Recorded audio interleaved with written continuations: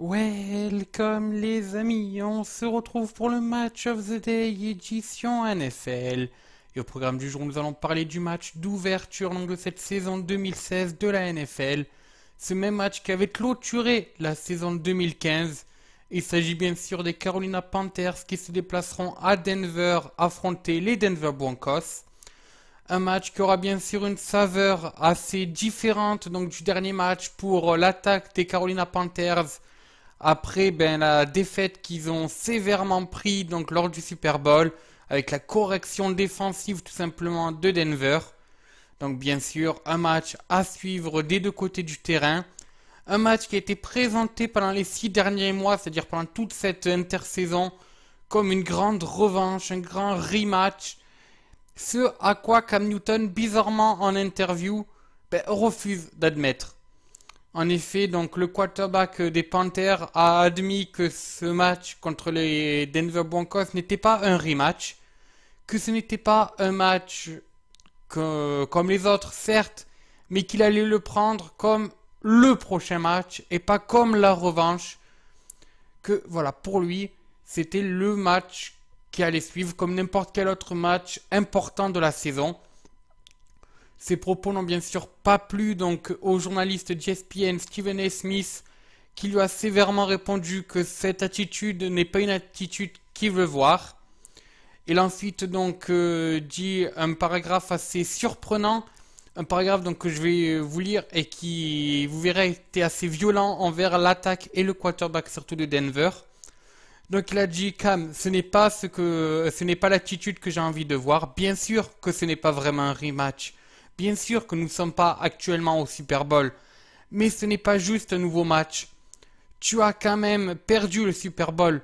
Tu t'es fait écraser durant ce Super Bowl. Tu dois répondre par rapport à ton acte, par rapport à ce qui s'est passé.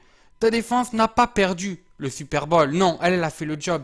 Mais ton attaque, celle qui passait le temps à faire le dab, celle qui passait son temps à célébrer, celle qui passe son temps à donner des ballons aux jeunes enfants, c'est elle qui a perdu le Super Bowl, c'est elle qui n'a pas fait son travail. C'est elle qui s'est fait écraser par des Marcus Ware et Von Miller. C'est pas ce que l'on attend de vous. Ce que l'on attend de vous, c'est des hommes qui se disent on a attendu toute cette intersaison, on a attendu ces 6 mois pour être de retour et pour montrer quel est notre vrai niveau.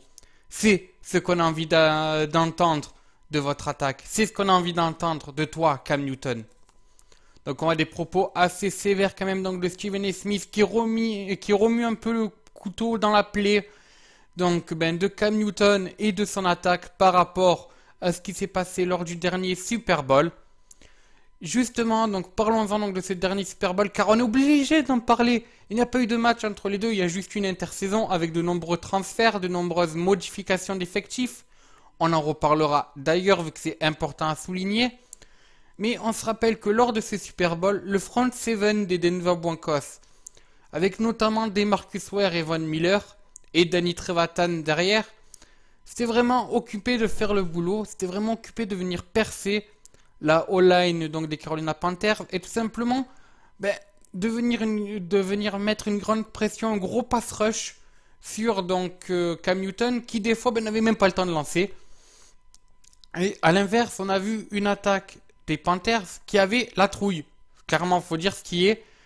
Et on peut voir ça simplement à l'image de Cam Newton qui ne s'est pas jeté sur le fumble donc vers la fin du match alors que le match n'était pas encore perdu et qu'il aurait pu facilement récupérer ce fumble et ensuite relancer la partie. Non, bien au contraire, il a préféré, on se rappelle, être assez vigilant, plutôt mettre un coup de pied pour repousser la balle en espérant que son équipe se jette dessus. On était malheureusement au Super Bowl, il y avait 6 mois après ce match, donc en cas de blessure de Cam Newton, je vais pas dire que ça n'aurait pas été grave, mais ça aurait été moins grave que de ne pas récupérer le ballon. Parce que derrière, ça se transforme en touchdown et derrière, on perd ce Super Bowl. Donc oui, je suis d'accord avec Stephen A. Smith qui dit que l'offense des Carolina Panthers doit se ressaisir. Parce que c'est le cas. Ils doivent montrer un autre visage. Ce qu'ils ont montré lors du Super Bowl était un visage décevant. Clairement. par rapport à la défense qui, elle, a fait son travail ne prenant qu'un seul et unique touchdown, on se rappelle. Mais le problème, c'est on ne peut pas se ressaisir sur un match. Je parlerai plus tard de tous les changements qu'il y a entre ces deux équipes. On ne peut pas ressaisir sur un match, on se ressaisit sur toute une saison. Parce qu'une défaite sur ce match ne veut rien dire. Ils peuvent très bien perdre ce match, faire une saison parfaite ensuite, et se qualifier en playoff avec un ratio de 15-1. C'est parfaitement faisable. A l'inverse, ils peuvent gagner ce match et ne pas se qualifier en playoff. Parce qu'ils auraient perdu. Vous savez, le football ne se joue pas sur une journée. On a déjà vu des équipes faire de très bons débuts de saison et après se tasser, ne pas se qualifier en playoff. On peut notamment citer le dernier exemple, celui assez surprenant des Atlanta Falcons, qui avaient commencé la saison avec 6-0 et qui derrière ne sont pas qualifiés en playoff.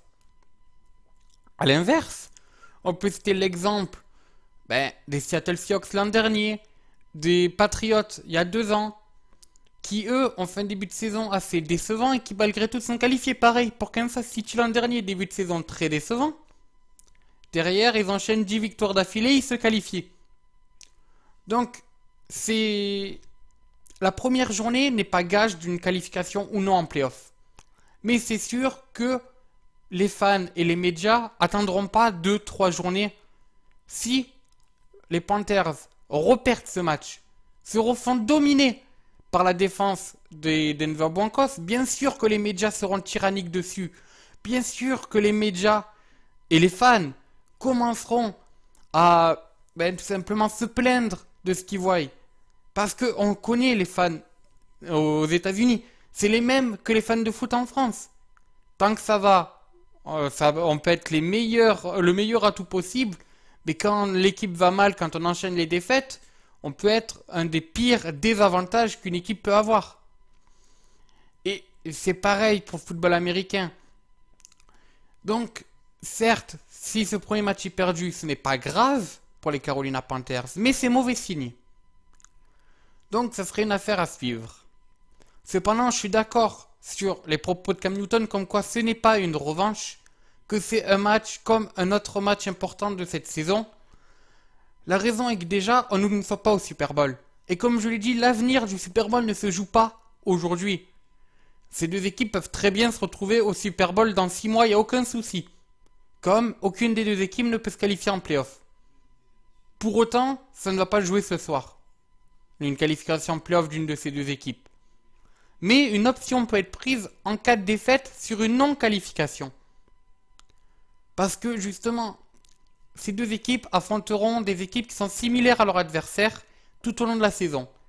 Prenons l'exemple des Carolina Panthers, s'ils perdent ce soir, ils ont une chance ensuite de perdre contre Seattle, qui a aussi un très gros pass rush et de très gros secondary, de perdre contre les Cardinals, et qui a exactement le même schéma de jeu, de perdre contre les Rams, qui ont une très grosse défense, de perdre aussi donc contre Kansas City, qui ont aussi une très grosse défense. Donc, en cas de défaite ce soir, et de défaite contre ces équipes que je viens de citer, ça fait 5 défaites déjà possibles. Ça fait beaucoup. Et malheureusement, 5 défaites n'est pas gage de qualification en playoff. Surtout dans une NFC qui est de plus en plus serrée au niveau des outsiders. Il n'y a qu'à voir l'an dernier, les équipes qualifiées, c'est à peu près les mêmes équipes chaque année, d'ailleurs, du côté de la NFC. Mais ça s'est vraiment joué à pas beaucoup. Donc, on avait, bien sûr, la NFC Est, qui, là, généralement, c'est une personne, c'est l'équipe peut-être la plus faible qui se qualifie. Ensuite, généralement, on a, quand je dis l'équipe la plus faible de la NFC, c'est-à-dire que quand on voit les qualifiés en playoff, là, en dernier, c'était donc l'équipe à Kurt Cousins, les Redskins, qui n'est pas la meilleure équipe de la NFC. On avait Cardinals Seahawks, on avait donc les Panthers, on avait Green Bay et on avait les Vikings. Donc on voit c'est toujours à peu près ces 6 mêmes équipes. On peut rajouter bien sûr aussi généralement des équipes comme les Rams qui peuvent avoir une chance de se qualifier parmi les outsiders. On peut mettre parmi les outsiders, bien sûr, les autres membres donc, de la NFC Est, pardon. Et on peut bien sûr aussi rajouter les Falcons.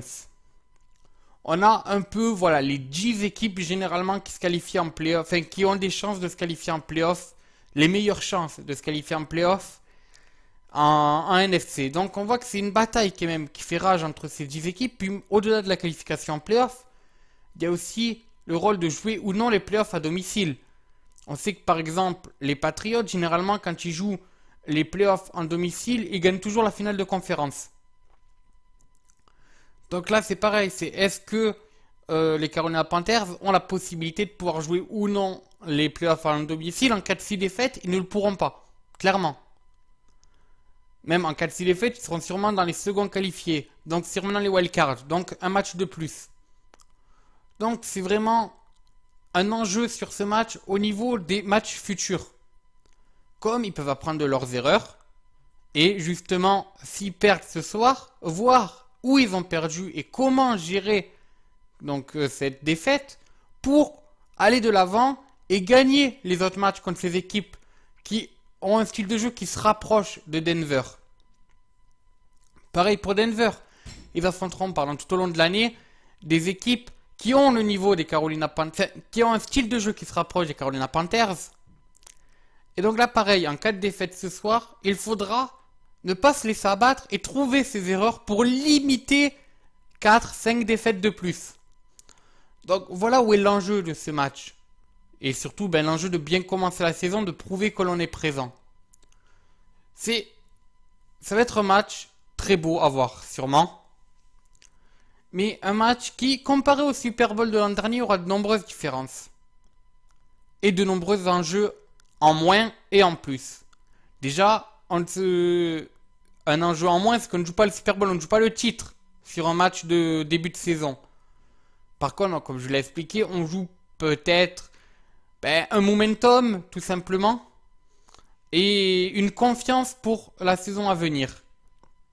Pareil, aussi, on gagne un aspect psychologique. Donc, ensuite, au niveau donc, des changements qu'il y a eu donc, entre ces deux matchs, déjà, notons du côté des Carolina Panthers, le retour de Kelvin Benjamin. Donc, l'an dernier, les Carolina Panthers sont débrouillés donc sans leur receveur star. Et donc leur meilleur receveur était Greg Olsen. C'est que ça vaut citer Ted Ginn Jr. qui pouvait être d'une bonne arme pour les passes assez longues. Mais ça restait là. Il n'y avait pas un plus grand apport tout simplement offensif sur les passes longues parce qu'il manquait un grand receveur. Là, avec le retour de Kelvin Benjamin, ça permettra déjà à Cam Newton de s'assurer une paire de mains en plus. Donc c'est déjà bon signe, ça veut dire peut-être moins de passes droppées. De s'assurer des tracés peut-être plus longs. Parce que là où la saison dernière on comptait plutôt sur un tracé court pour Greg Olsen, ou un tracé plutôt moyen pour Ted Ginn Jr. et donc qui permettait de trouver des cibles sûres, là on peut toujours aller plus loin et avoir une triple menace, ou avoir une double. Ce qui fait déjà plus de mal aux défenses. Parce que là où les safety adverses se disent, en cas de 2 contre 1, on va plutôt aller vers un Ted Ginn Jr. ou un Greg Olsen que vers le troisième receveur, là, forcément entre Kelvin Benjamin et Ted Ginn Jr., on sait que c'est 2 receveurs expérimentés, de très bons receveurs. Donc là, pareil, ça laisse une ouverture, ça laisse peut-être un 2 contre 1 à venir dans le deep field. Et forcément, ça laisse des opportunités en plus aux Carolina Panthers. Ils garderont toujours, bien sûr, l'arme de Cam Newton, qui peut très bien courir et aller chercher les first downs à la course. Avec des courses QB, bien sûr. Ils gardent Jonathan Stewart, qui est capable de faire, malgré tout, de belles courses, même si la saison dernière, ce n'était malheureusement pas lui le meilleur runner des Carolina Panthers. Ce qui est d'ailleurs assez inquiétant de voir que c'est un QB le meilleur running back des Carolina Panthers. Je pense qu'on ne peut même pas dire running back, le meilleur runner tout simplement, parce que un QB n'est bien sûr pas running back. Donc voilà, déjà du côté des Carolina Panthers, du côté offensif des Carolina Panthers, on a une arme en plus. Peut-être une arme pour déjouer justement la défense, le pass rush fait par Von Miller et DeMarcus Ware. Et il faut aussi noter que peut-être pendant ces 6 mois de pause, les Carolina Panthers ont trouvé comment bloquer DeMarcus Ware et Von Miller, même si, étant deux des meilleurs pass rushers de la ligue, à mon avis, ce n'est pas un plan qu'il faudrait, mais des hommes pour les bloquer. Mais on ne sait jamais. Notons aussi que il y a des changements du côté défensif de la balle pour les Carolina Panthers. Déjà, les Carolina Panthers ont beaucoup drafté en défense, avec un defensive tackle pris au premier tour et 3 cornerbacks donc pris sur les 3 tours qui suivent. Donc le but, bien sûr, est d'aller remplacer le départ de Josh Norman et de Roman Harper. Et donc maintenant, il faut savoir, est-ce que les cornerbacks, sûrement qu'à faire jouer donc les draftés, est-ce que ces cornerbacks vont arriver à marquer les Demaryius Thomas et les Emmanuel Sanders? C'est la question qu'on peut se poser. Et c'est là où la différence peut se faire pour moi. Parce que on voit que défensivement, lors du dernier Super Bowl, les Panthers ont fait leur job. Ça y a aucun souci. Ils ont su bloquer sur la grande partie du match l'offense de Denver qui marque souvent au niveau de la défense. Donc forcément, il y avait moins de... La défense, on va dire, des Carolina Panthers, ça fait le job face à l'offense des Denver. Mais il y avait Josh Norman, mais il y avait Roman Harper. Est-ce que sans les deux, qui sont quand même des cornerbacks de talent, notamment un des meilleurs cornerbacks l'an dernier de la ligue pour Josh Norman, qui va devoir prouver du côté des Redskins maintenant qu'il est toujours un des meilleurs cornerbacks de la ligue. Tout simplement parce que ces deux cornerbacks arrivent à bloquer en grande partie les receveurs de Denver. Mais maintenant, ça ne sera pas forcément le cas sur ce match, étant donné que ça sera plutôt des cornerbacks assez jeunes. Donc, va falloir suivre ça de près. Du côté de Denver aussi, il y a des changements. Donc, notons déjà le départ de Danny Trevathan. Je pense que c'est pas non plus l'information la plus importante, mais Danny Trevathan reste quand même un des starters, notamment donc de ce fameux Orange Crush, ce fameux mur orange qui s'est dressé donc devant les Panthers. Et donc, faudra noter aussi le départ donc des deux quarterbacks donc de Denver. On se rappelle donc Peyton Manning qui part à la retraite et Broncos Weiler qui part du côté des Texans, remplacé par un des draftés de la saison 2015 du côté de Denver. Il s'agit donc de Trevor Siemian. Trevor Siemian qui fera donc ses débuts donc dans la saison régulière de NFL. Des débuts qui risquent d'être assez musclés quand même face à un front seven des Panthers qui joue très bien, qui lit très bien généralement les quarterbacks adverses et qui sont capables de blitzer très fort. Donc là, on va vraiment voir un duel à distance entre un jeune qui justement aura peut-être, à l'image de Cam Newton au Super Bowl, la pétoche, tout simplement. Il aura tout simplement peur, à mon avis, face à un gros pass rush, donc du côté des Panthers, face à un gros front seven, et il aura peut-être pas le temps d'aller chercher justement dans le deep field ses receveurs. Donc là, la question va être de voir, est-ce que Denver va plutôt jouer la sécurité et beaucoup jouer à la course, ou est-ce qu'ils vont quand même tenter des passes et prendre le risque déjà de plusieurs sacs, peut-être de plusieurs interceptions, et surtout peut-être prendre le risque que ça fasse le scénario inverse de ce qu'il y a eu lors du dernier Super Bowl. Parce que est-ce que Trevor Siemian, avec sa jeunesse, son inexpérience dans le grand bain, sera capable de lire la défense adverse comme Peyton Manning était capable de le faire?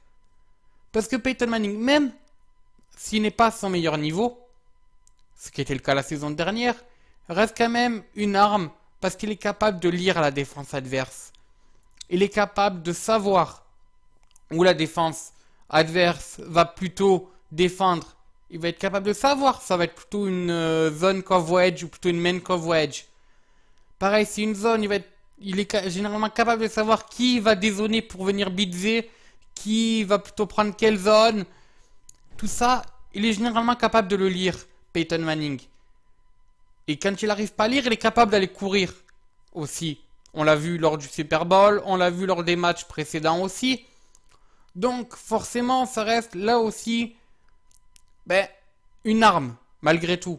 là, Trevor Siemian, il a peut-être du talent. Je pense que si Denver l'ont pris en tant que troisième QB l'an dernier et qu'ils le mettent starter maintenant, c'est qu'il a du talent, c'est qu'il a des choses à prouver. Mais sera-t-il capable de lire la défense? Parce que c'est là, tout simplement, l'ingrédient qui va le faire gagner ce match, c'est la lecture de la défense des Panthers. Parce que les Panthers pourront très bien écraser l'offense de Denver, comme ils l'ont fait lors du Super Bowl. Et étant donné que je le répète, Denver a marqué qu'un seul touchdown offensif sur ce Super Bowl. C'est la défense qui a fait tout le boulot. Et pourtant, il y avait des hommes en offense du côté de Denver. Donc ça va être vraiment un duel à suivre. En tout cas, entre ces deux équipes. Ça, c'est dur de faire un pronostic parce que la défense de Denver, même sans Danny Trevathan, est quand même une des plus grosses défenses de la ligue. Si ce n'est la meilleure, clairement. Avec les Legion of Boom et Kansas City et les Cardinals, c'est vraiment les 4 meilleures défenses de la ligue. À côté, les Panthers ont aussi une très grosse défense. J'habiterais plus 5e voire 6e de la ligue, mais ça reste quand même une très grosse défense. Avec Harris Senior, Kuechly et les autres. Et surtout, ils ont une offense, quand ils n'ont pas la trouille, capable vraiment de faire mal. Parce que c'est l'offense qui a permis aux Panthers d'être à 15-1 la saison dernière. C'est cette offense qui certes s'amusait sur le bord du terrain, qui certes dabait, qui certes donnait des ballons aux petits. Mais cette offense qui faisait mal à toutes les défenses adverses. Tout l'an dernier. Et si Cam Newton et l'offense adverse a pu apprendre des choses de ce Super Bowl, sans forcément être revanchards, ils peuvent être une des meilleures offenses cette année aussi. Donc ça va vraiment être un très beau duel. Après, attention aussi à l'excès d'apprentissage entre guillemets de l'offense des Carolina Panthers qui peuvent peut-être, si une situation semblable à celle du Super Bowl se reproduit, prendre trop de risques. Prenons un exemple, si Cam Newton se retrouve à de nouveau concéder un fumble et qu'il y a une possibilité d'aller le recouvrir, nous sommes pas au Super Bowl. Mais on lui a tellement reproché de ne pas s'être jeté dessus lors du Super Bowl que si cette situation arrive lors de ce match, sera-t-il capable de se jeter sur le fumble? Et si oui, cela peut paraître dangereux. Donc voilà ce que j'appelle excès d'apprentissage, c'est ne pas tomber non plus dans le fait de dire j'ai fait une erreur lors du Super Bowl, alors pour la corriger, je vais faire l'inverse de ce que j'ai fait au Super Bowl. Car ça ne marche sûrement pas. Donc, il va falloir qu'ils jouent avec intelligence, sont capables de le faire. Et si je devais donner un pronostic, d'ailleurs, je vais donner maintenant mes pronostics donc pour ces matchs de la première journée. Je donnerai tout d'abord vainqueur les Carolina Panthers, de pas beaucoup. Un touchdown d'écart grand maximum. Dans un match qui risque d'être très beau à voir défensivement, mais avec des attaques qui risquent d'être stériles, surtout sur les premières parties de match. Je pense notamment sur le premier quart-temps et le troisième, on risque d'avoir très peu, si ce n'est aucun touchdown. Par contre, du moment où l'offense se sera mis en route, ça peut être un très très beau match à voir. Passons donc aux autres matchs donc, de cette première journée. On commence donc directement avec un duel en NFC West, avec les Buccaneers qui se déplacent donc aux Falcons. Pour moi, Jameis Winston a montré vraiment une grande bouffée d'espoir donc à Tampa Bay donc la saison dernière. Face aux Falcons qui sont assez paradoxales, ils commencent généralement très bien lors du début de saison avant de s'effondrer un peu. Là, attention, il va vraiment falloir suivre ça. En tout cas, je vois bien les Buccaneers créer la première surprise, on va dire, de cette saison et en allant s'imposer. Mais ça va malgré tout être un match serré pour moi entre ces deux équipes. Ensuite, donc les Bills qui recevront donc qui se déplaceront à Baltimore pour affronter les Ravens. Ravens grand favori de ce Super Bowl pour ma part, au vu donc de tout leur retour, de tout leur draft pick qu'ils ont pu avoir.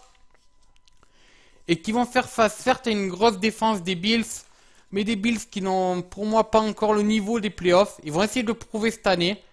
Avec Rex Ryan à leur tête, ça va être difficile, je pense. Clairement, hein.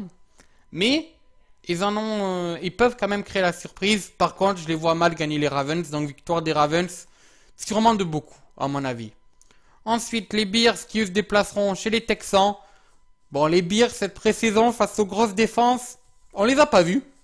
Clairement, à l'image notamment donc, du premier match de pré-saison face à Denver. Je pense qu'on ne les verra pas non plus face aux Texans. Donc victoire large des Texans. Attention, quid donc de J.J. Watt qui, blessé au dos et à l'abdomen, ne serait sûrement pas présent donc durant ce premier match. À quand le retour de J.J. Watt? Affaire à suivre en tout cas parce que ça peut être un manque. Même si la défense donc, des Texans reste quand même une grande défense sans J.J. Watt, ça peut quand même être un manque. Affaire à suivre aussi donc avec les débuts de Brock Osweiler du côté des Texans, bien sûr, avec Lamar Miller. Ça peut vraiment donner une très grosse offense avec notamment DeAndre Hopkins en receveur et Graham en tight end. Donc ensuite, les Chargers, eux, se déplacent donc à Kansas City. Pour moi, victoire donc de Kansas City. On a vu vraiment faire une très grosse fin de saison l'an dernier. Ils ont le niveau, ils font partie donc d'une des meilleures défenses pour moi de la ligue. Je vous l'ai dit. Donc voilà, je les vois bien s'imposer donc face aux Chargers. Même si attention, quick là aussi de Joey Bosa. Est-ce qu'il commencera le match ou est-ce que ces petits problèmes de contrat durant l'intersaison vont lui coûter sa place de starter? Affaire à suivre. Donc ensuite, on a Green Bay qui eux se déplaceront donc du côté de Jacksonville pour affronter les Jaguars. Pour moi, victoire donc de la bande Aaron Rodgers avec notamment le retour donc de Jordy Nelson. Ça peut faire très mal au niveau de l'offense. Affaire à suivre. Ensuite, les Bengals, eux, se déplaceront aux Jets. Et pour moi, voilà, je vois la deuxième surprise de cette première journée avec la victoire des Jets. Bon, ça ne serait pas tellement une surprise. Les Jets sont passés pas très loin de se qualifier en playoff l'an dernier.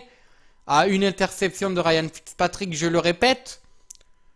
Ils vont devoir jouer justement avec un Ryan Fitzpatrick qui a mis du temps avant de re-signer. Donc est-ce que les automatismes seront toujours là, notamment avec ses receveurs, à qui à première vue n'a pas trop parlé durant l'été. Donc affaire à suivre là aussi. Mais malgré tout, ils ont toujours du talent en défense. Affaire à suivre aussi les débuts de Matt Forte. Donc du côté, je le répète, des Jets. Affaire à suivre en tout cas. Mais pour moi, une victoire des Jets qui risque de faire parler leur grosse défense, notamment amenée par Mohamed Wilkerson. Ensuite, donc, parlons donc des Browns qui se déplacent à Philadelphie pour affronter les Eagles. J'ai beaucoup hésité à donner les Browns vainqueurs, avec notamment la pré-saison que nous a fait Robert Griffin III. Mais malgré tout, j'ai plutôt confiance à une victoire assez surprenante, je pourrais dire, donc des Philadelphia Eagles, amenés par Carson Wentz. Donc voilà, faire à suivre, même si les Eagles ont eu un problème au niveau des receveurs. Ils n'avaient pas vraiment de receveur capable d'aller capter les balles donc de Carson Wentz. Donc bon, ils sont allés quand même donc recruter Green Beckham. Donc est-ce que ça va leur permettre de faire respirer un peu Carson Wentz? Affaire à suivre. En tout cas, vraiment une grosse opposition entre deux QB qui ont tout approuvé. Ça pourrait être le match intéressant, on va dire, de cette première journée, même si sur papier, c'est pas le match que tout le monde regarderait, ça c'est sûr. Ensuite, les Vikings se déplaceront donc au Tennessee pour affronter les Titans. Pour moi, ça serait une victoire donc des Vikings, même sans Teddy Bridgewater. Ça va être un grand duel quand même entre ces deux équipes. Mais les Vikings restent quand même avec du talent. Face aux Titans qui ont malheureusement, malgré Marcus Mariota, ont pas montré beaucoup de choses la saison dernière, notamment à cause d'une O-line qui les a laissés tomber. Affaire à suivre aussi les débuts de DeMarco Murray, bien sûr. Ça pourrait être intéressant, parce que DeMarco Murray va enfin se retrouver une santé. Affaire à suivre. Ensuite, les Dolphins qui se déplacent à Seattle pour affronter les Seahawks. La Legion of Boom va-t-il faire trembler les Dauphins? Les Dauphins vont-ils couler? Je pense que oui, clairement. Est-ce que Russell Wilson va prouver qu'il est toujours un des meilleurs quarterbacks de la ligue? Est-ce qu'il va pouvoir compter sur ses receveurs et notamment Doug Baldwin? Affaire à suivre en tout cas. Mais pour moi, une victoire de Seattle qui doit vraiment prouver qu'il mérite encore une fois d'être parmi les favoris au Super Bowl. Ensuite, donc les Giants, eux, se déplaceront à Dallas pour affronter les Cowboys. Victoire des Cowboys pour moi qui doivent croire au miracle de Dak Prescott. Mais attention, Dak Prescott est jeune. Je dis victoire des Cowboys, surtout par rapport à la défense des Giants qui me fait très peur. Mais vraiment, vraiment très peur. J'ai vraiment peur pour Eli Manning, mais clairement. Parce que les Jets, amenés par Eli Manning et Odell Beckham Jr., mériteraient notamment de se qualifier en playoff une nouvelle fois. Mais là, ça va être très dur cette fois. Et avec une défense comme ça, à mon avis, ils iront pas loin. Alors que malgré tout, les Cowboys, ils ont certes pas Tony Romo. Mais j'ai envie de dire heureusement, au vu donc de ce qu'il a fait récemment. Et de sa blessure bien sûr. Mais ils ont Dak Prescott qui a fait une pré-saison géniale. Et surtout, ils ont Dez Bryant qui est de retour. Donc attention, victoire des Cowboys pour moi. Ensuite les Lions qui se déplacent à Indianapolis pour affronter les Colts. Pour moi ce sera une victoire donc des Colts. Pareil, victoire des Cardinals donc face aux Patriots. Pour moi Jimmy Garoppolo va devoir céder malheureusement face donc aux Cardinals. Les Steelers devraient selon moi s'imposer face aux Redskins. Et victoire des Rams face à San Francisco, même si mon cœur me dit l'inverse, malheureusement. Voilà, bon, c'est sur ce donc que se termine cette review, cette preview, de cette première journée de NFL. Nous, on se retrouve mardi, donc, pour débriefer, justement, ce qui s'est passé entre les Carolina Panthers et les Denver Broncos, et les grands événements de cette première journée. Jimmy Garoppolo va-t-il prouver qu'il est le meilleur backup que Tom Brady, Le'Veon Bell? Va-t-il malheureusement encore une fois faire payer son absence aux Steelers? Est-ce qu'il y aura des surprises? Des tops? Des flops? Sur ce, moi je vous dis à mardi et à ciao bonsoir les amis.